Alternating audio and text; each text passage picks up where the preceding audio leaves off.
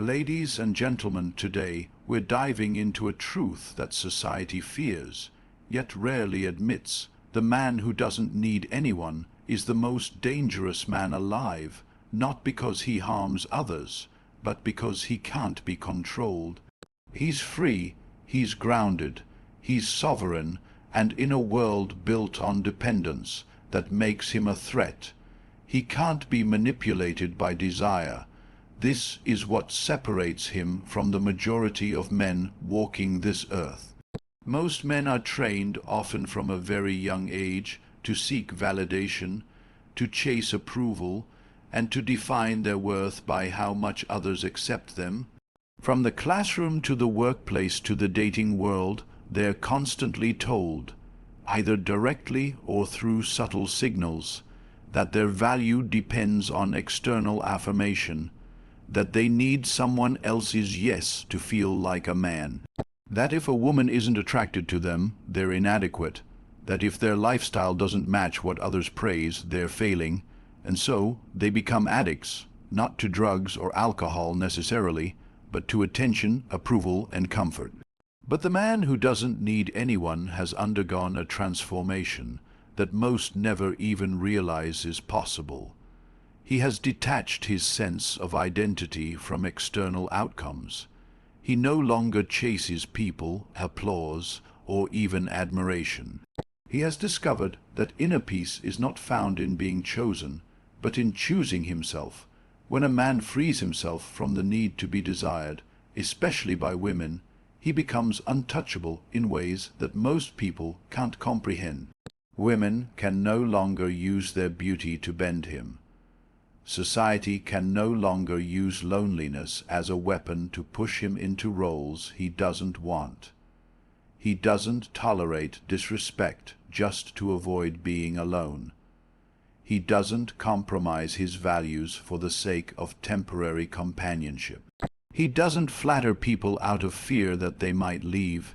Instead, he remains grounded, still, observant. He becomes a man of principle rather than persuasion, while others contort themselves to become more likable, more attractive, more desirable. He simply sharpens who he is. He becomes more of himself, not less. This man does not avoid relationships or connection, but he is never ruled by them. If a woman walks away, he lets her go.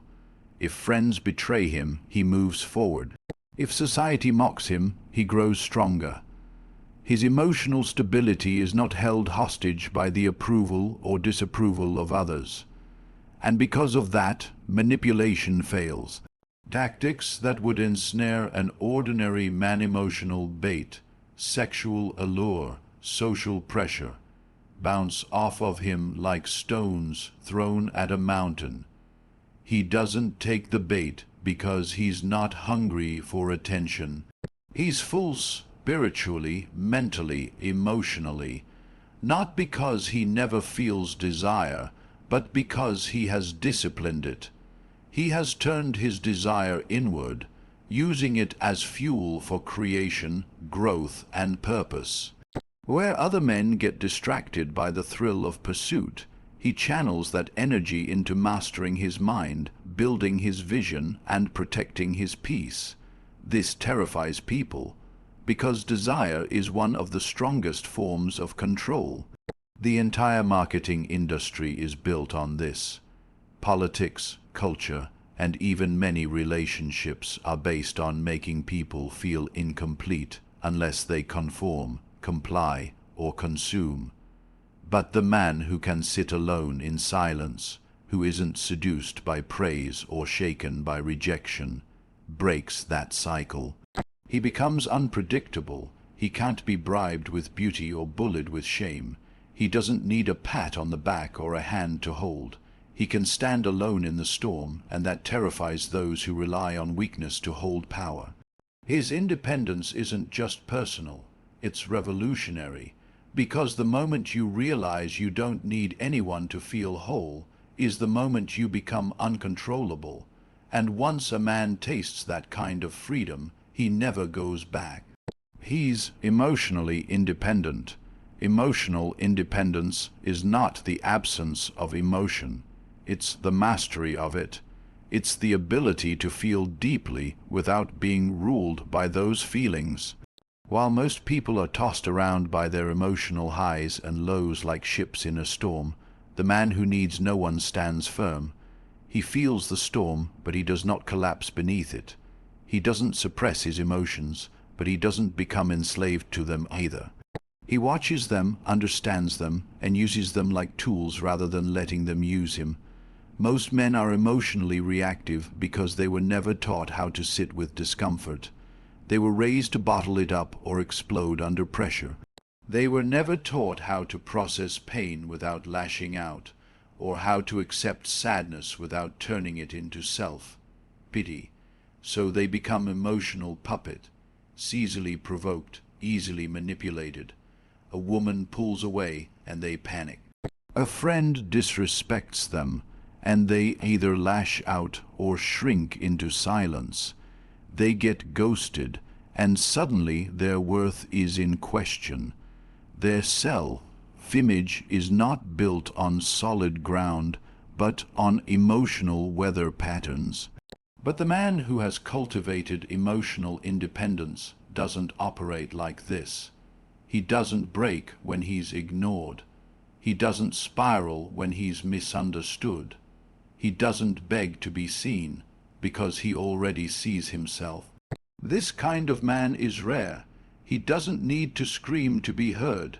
He doesn't need to argue to feel powerful.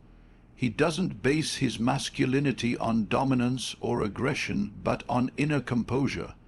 When others react, he reflects. When others seek revenge, he seeks clarity. He understands that emotional maturity isn't about appearing unbothered, but about responding in ways that honor your values rather than your impulses. And that's what makes him dangerous in the eyes of a society built on triggering emotional responses to get control. Because you can't guilt him into submission, you can't shame him into silence, you can't fear-monger him into compliance. This man has faced himself in silence. He's confronted the dark parts of his psyche, the insecurities, the pain, the abandonment, the loneliness. He's gone to war with his ego and has come out not more arrogant, but more still. And from that stillness he operates. People around him often mistake it for coldness, but it's not cold, it's calm. He doesn't need to argue to prove he's right. He doesn't need to raise his voice to be respected. His presence speaks for him. His emotional independence is what allows him to walk away from toxic situations without drama, to set boundaries without explaining himself, to be alone without feeling empty. While others cling to toxic relationships out of fear of being alone, he embraces solitude as a sanctuary, not a punishment. He doesn't use others to fix his mood. He doesn't expect someone else to complete him. He's already complete, and this unnerves those who have made emotional codependence their lifestyle. When someone can't be emotionally baited, manipulated, or coerced into submission, they become a mirror, reflecting just how fragile others truly are. And most people hate that reflection. They want him to react, to break, to beg, because that would make them feel powerful. But he doesn't give them that satisfaction. He feels everything, but he is ruled by nothing. And that makes him powerful in a way most men will never understand. He's financially sovereign.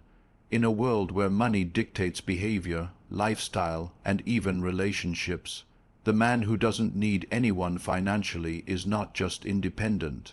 He's a wild card. He is immune to one of society's most powerful control levers.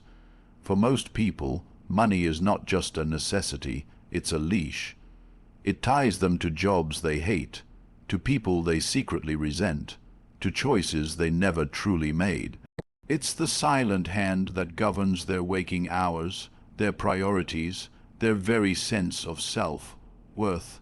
But the man who has achieved financial sovereignty, whether through skill, discipline, or relentless self-education, has severed that leash. He earns on his own terms, spends on his own values, and builds without begging for opportunity or validation. This doesn't necessarily mean he's rich by traditional standards. He may not have millions in the bank or drive an exotic car. What he has is control. He has removed the fear of financial instability by becoming the source of his own stability.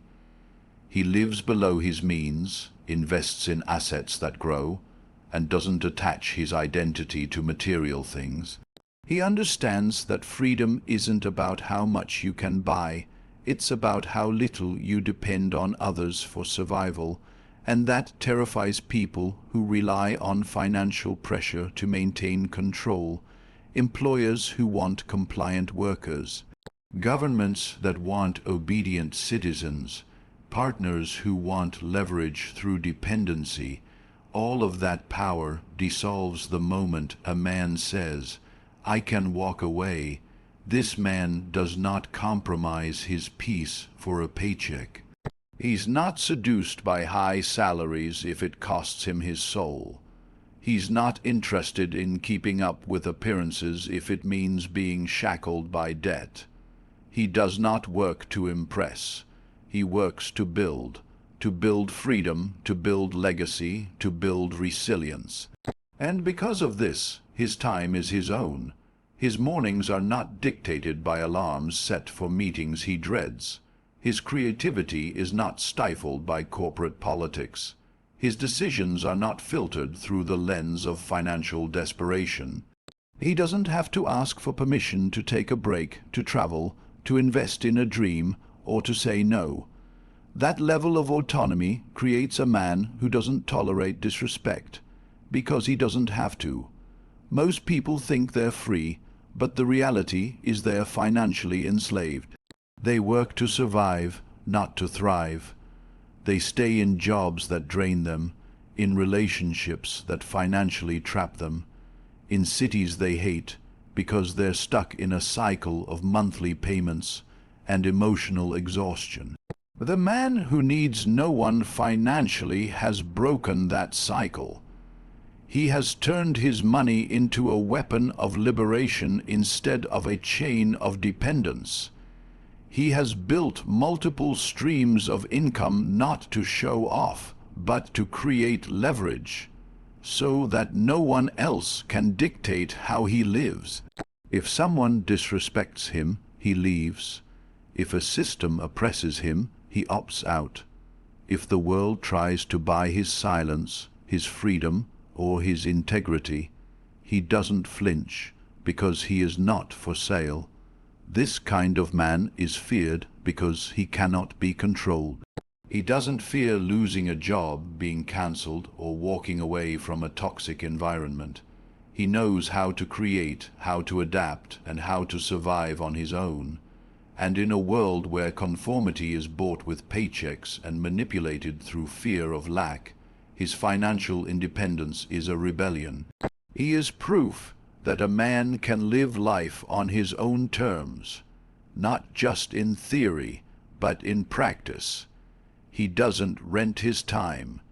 He doesn't trade his values for income. He owns his life because he owns his income. And that kind of ownership makes him a threat, not because he's dangerous to others, but because he's untouchable to the systems that demand submission. He challenges the herd mentality. In a world designed to reward conformity and punish individuality, the man who dares to think for himself is not just rare. He's revolutionary. From an early age, society teaches people to follow the rules. Follow the trends, follow the crowd. You're told that safety is found in numbers, that security comes from fitting in, that you'll be accepted only if you move in the same direction as everyone else. And so, most people live their lives seeking the approval of the group, terrified of being the outlier. They don't ask questions. They don't dig deeper. They outsource their beliefs to popular opinion, to media narratives, to cultural trends. But the man who doesn't need anyone sees through the illusion. He doesn't follow blindly. He pauses. He thinks. He questions. He looks at the masses moving in one direction and calmly walks the other way if it doesn't align with his truth. This kind of man is a threat to every system that thrives on groupthink. Because once you remove the need to be liked, once you no longer fear standing alone, you unlock a dangerous kind of power, the ability to think independently, to form your own philosophy, to look at the world and ask, does this make sense, instead of will they approve? And when a man begins to live by what is true rather than what is trendy, he shakes the foundations of shallow culture. He becomes a reminder that you don't have to follow the script. You don't have to repeat the same talking points. You don't have to pretend to agree just to keep the peace. Most people wear mental uniforms.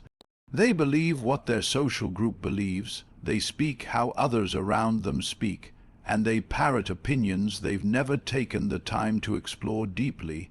They fear being called different, or worse, wrong. They equate unity with truth, as if a crowd makes an idea valid. But the man who challenges the herd mentality is immune to this psychological pressure.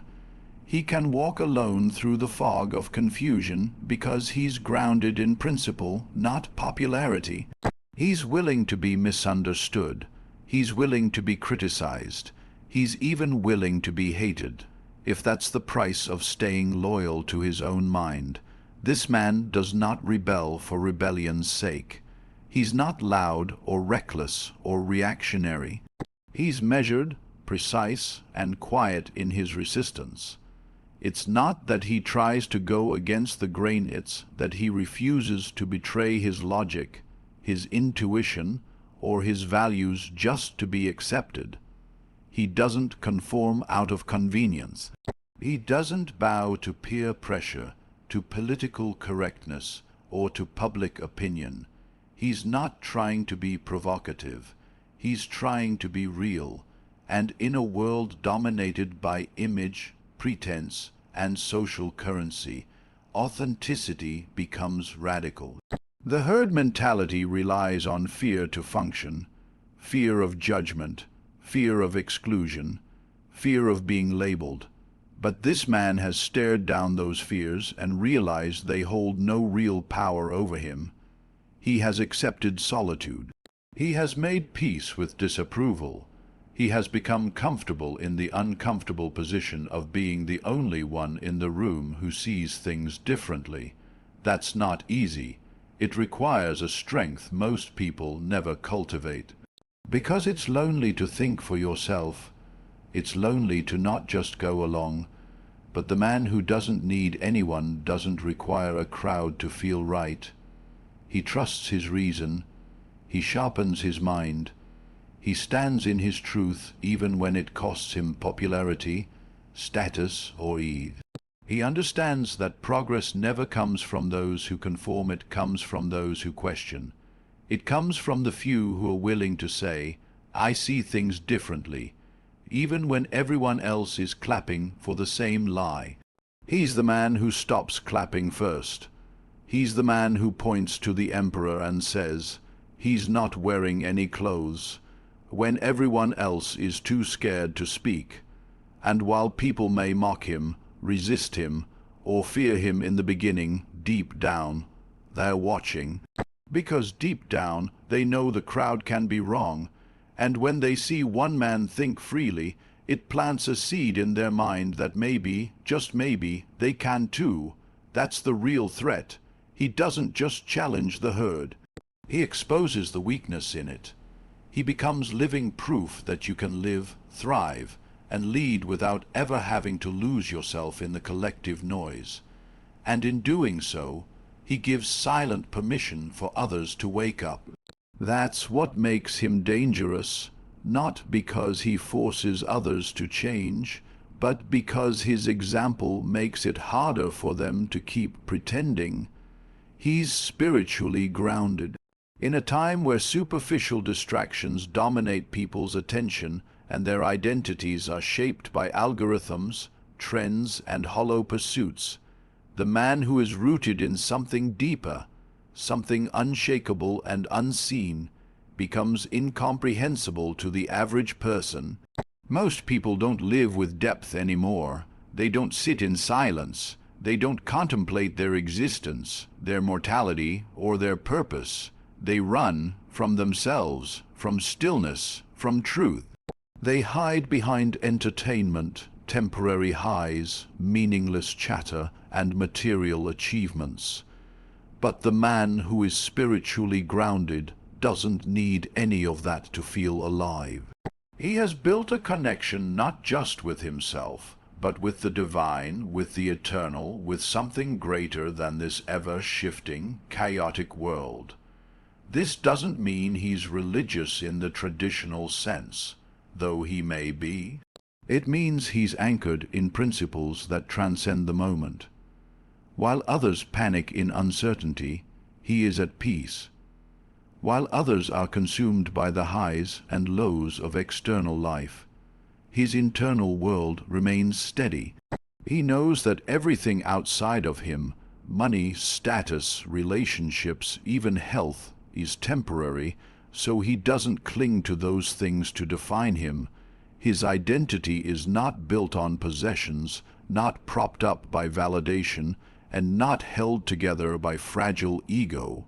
It's built on something sacred, something immovable, a deep knowing that even if the world falls apart around him, he is not lost, he is not broken, he is not defeated, because what sustains him comes from within. A spiritually grounded man cannot be easily shaken. You cannot manipulate him with fear, because he's already faced his mortality. He's already made peace with the fact that life is short, uncertain, and filled with loss. He doesn't waste time trying to escape that truth. He embraces it, and in that embrace he finds power. He understands that adversity is not punishment, it's purification, that suffering is not always an enemy, it's often a teacher. He doesn't curse the storm. He walks through it, knowing that on the other side is wisdom that comfort could never offer. This makes him calm in crisis, composed in chaos, and resilient in the face of betrayal, disappointment, and even death. His spirit is forged in silence, in solitude, in surrender. He spends time alone not because he hates people, but because he knows that solitude is where the soul speaks. He practices presence, not performance. He doesn't need the noise of the world to feel important.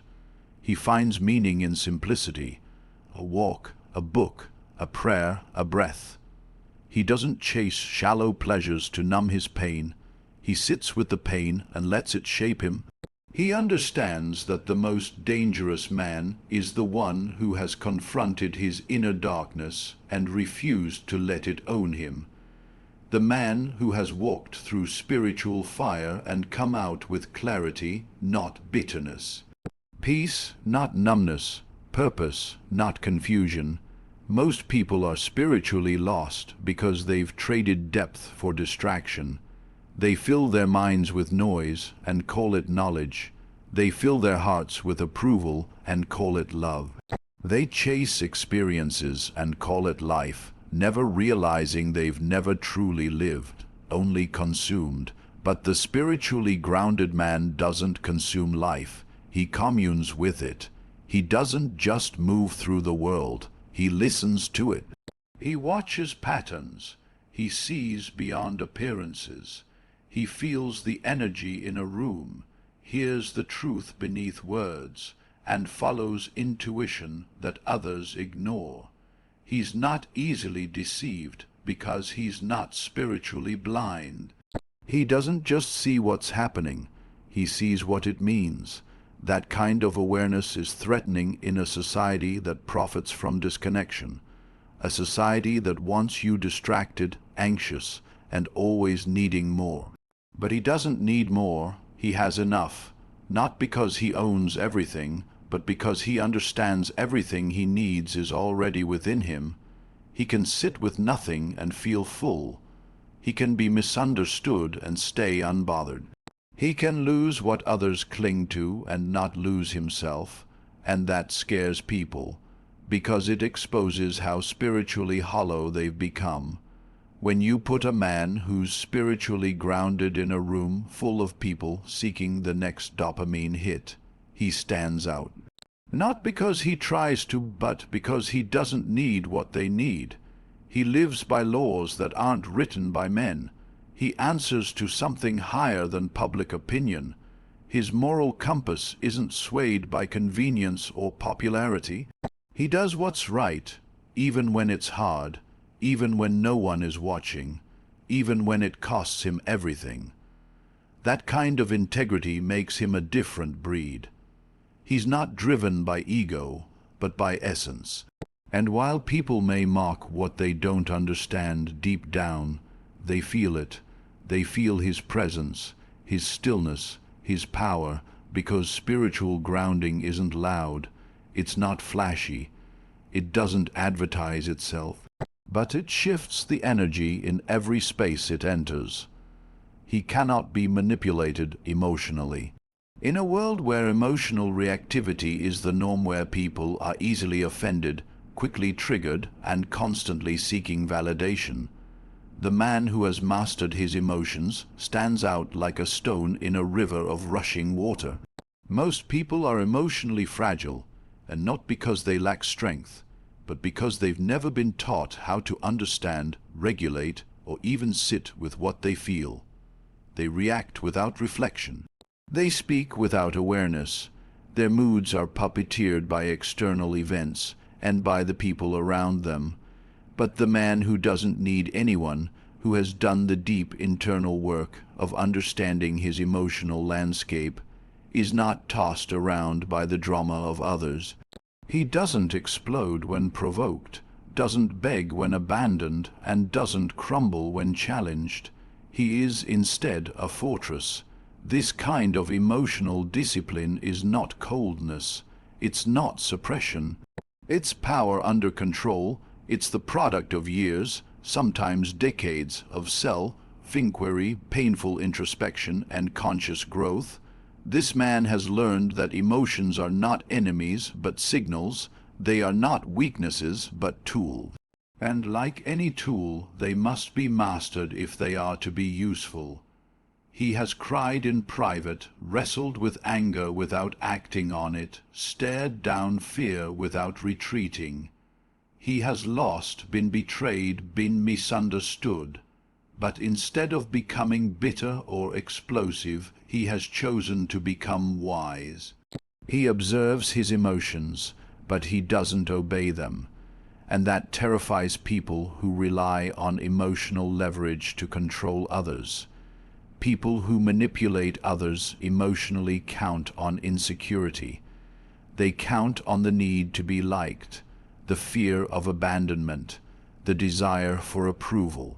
They weaponize guilt, shame, silence, and praise. But none of that works on a man who doesn't need external affirmation to feel whole. You can try to guilt him, but he won't buckle. You can try to flatter him, but he won't chase. You can give him the silent treatment, and he'll simply enjoy the quiet, because his emotional center is not located in anyone else.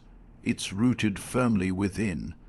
He understands that other people's moods, projections, or dysfunctions are not his responsibility. He does not absorb them, does not dance around them, does not let them shape his sense of self. He chooses how to feel. He chooses how to respond. And in that space between stimulus and response, he becomes untouchable. This man has boundaries, not walls, but firm, respectful lines. He communicates clearly. He doesn't use emotion as a weapon or a bargaining chip. He doesn't sulk, stonewall, or explode to get his way. He has nothing to prove and no desire to dominate. He can walk away from disrespect not in anger, but in quiet certainty. He doesn't explain himself over and over to people committed to misunderstanding him. He doesn't try to rescue everyone or fix what was never his to fix. He can love deeply without losing himself, and that's what makes his emotional sovereignty so threatening. Because many people don't know how to be in a relationship, romantic or otherwise, with someone who doesn't play emotional games. Emotional manipulation only works when you're emotionally dependent, when you crave attention, affection, or control to feel safe. But the emotionally sovereign man does not crave those things. He enjoys connection, but he does not need it to function. He values love, but not at the expense of self-respect. He's not afraid of loss because he knows that loss is part of life. He has already faced his own shadows, embraced his loneliness, and sat in the silence that most people run from. And in doing so, he has developed a strength that cannot be manufactured. It can only be earned. A kind of quiet confidence that doesn't need to raise its voice. A kind of presence that doesn't demand attention but commands it effortlessly. When this man speaks, people listen, not because he's loud, but because he's clear. His words carry weight, not drama. His eyes are calm, not desperate. He doesn't react just to be heard. He waits, he listens, he measures, then he responds with intentionality, not impulse. And in a culture that equates emotional chaos with passion, that kind of poise is misunderstood as indifference.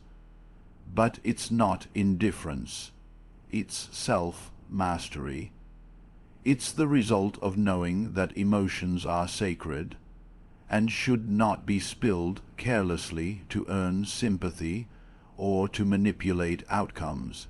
He's not immune to pain. He just doesn't let pain dictate his choices. He's not numb to love. He just doesn't let love blind him to reality. He's not afraid to feel. He's just unwilling to let feelings rule him. And because of that, he cannot be emotionally hijacked. Not by a lover, not by a critic, not by a system designed to make men emotionally compliant through shame, fear, or seduction. He is free, not because he doesn't feel, but because he feels everything and still chooses to remain grounded.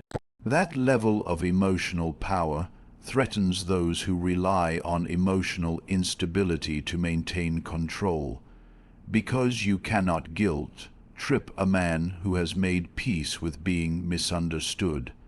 You cannot seduce a man who is already fulfilled. You cannot threaten a man who has already walked through his own emotional fire and emerged purified. That man is rare. That man is powerful. That man, to the emotionally manipulative world, is dangerous.